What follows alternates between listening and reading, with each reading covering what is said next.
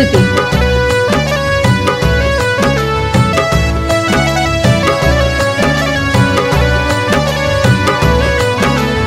Kalika studio Ara. जाला भुलाई सभे शरीर से प्राण जा और थी न चिता चिन्ह ऊंच नीच जात पात जियला पनून भात मरला प दूध भात जियला पनून भात मरला प दूध भात जाला भुलाई सभे शरीर से प्राण जा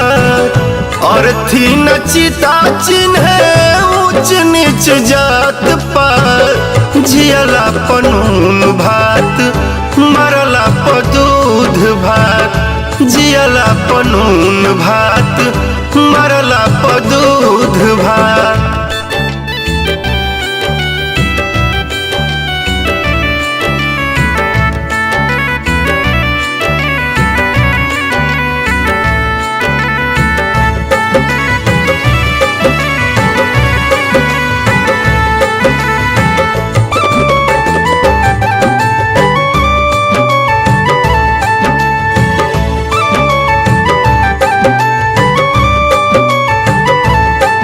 किया हो रामा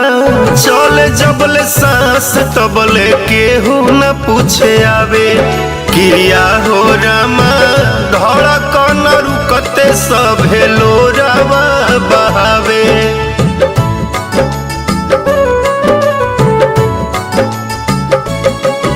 किया हो रामा चले जबले सांस तबले केहू न पूछे आवे किया हो रामा धड़कन रुकते सभे लोरावा बहावे केहू मुँह खैला बिना केहू मुँह खात खात केहू मुँह खैला बिना केहू मुँह खात खात जियला पनून भात मरला प दूध भात जियला पनून भात मरला प दूध भात।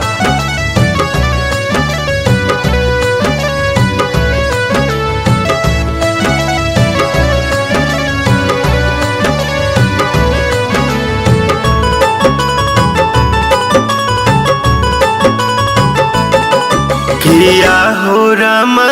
स्वार्थ लोभ में तो रहे सब लोग पागल किया हो रामा अखिया मुदाते देख सब लोग जागल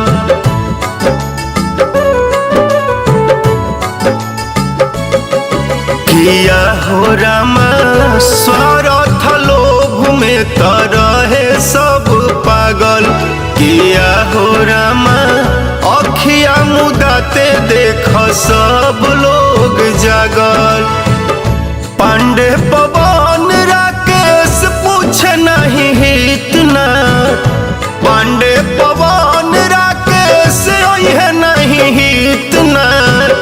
जियला पनून भात मरला प दूध भात जियला पनून भात मरला प दूध